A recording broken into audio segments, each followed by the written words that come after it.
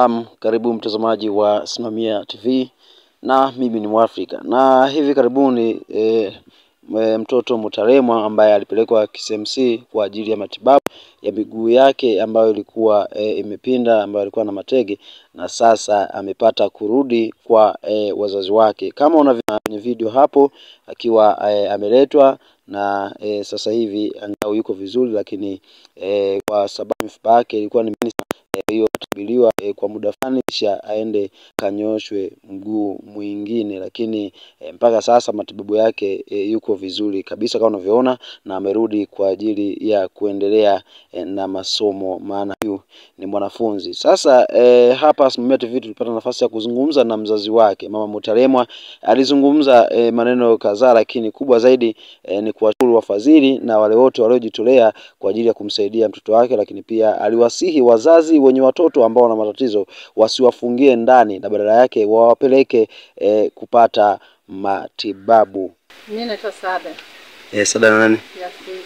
Unajisikiaje kumpokea mwanao? Mimi najisikia vizuri kwa kumshukuru Mungu. Nimependezewa sana kwa matibabu yenu mliotutendea, na Mungu azidi kuwabariki. Unajisikiaje mtoto? Unaitwa nani? Vipi, unaonaje sasa hivi? Uko vizuri kabisa? Hebu simama kwanza watu waone uko vizuri kabisa.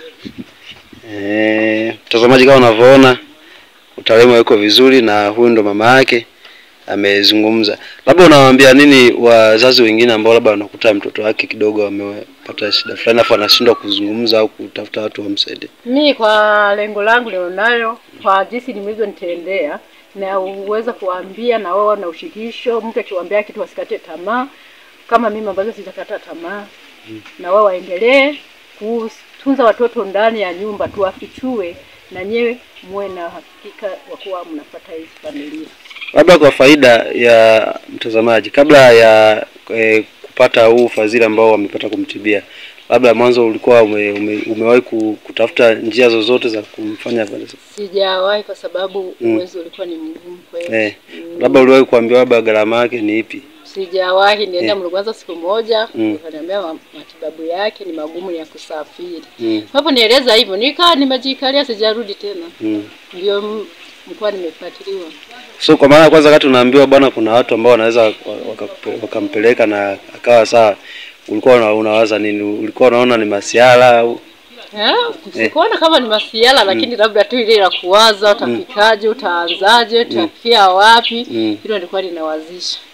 Kwa hiyo unawaambia nini sasa hivi? Kwa sasa hivi nyani nawaambia na wao wahamasike, wasikate tamaa. Kwa sababu na wao mafunzo watamonea kwa huyu. Ndipo atakuwa amekubali, ni kweli. Asante sana mama.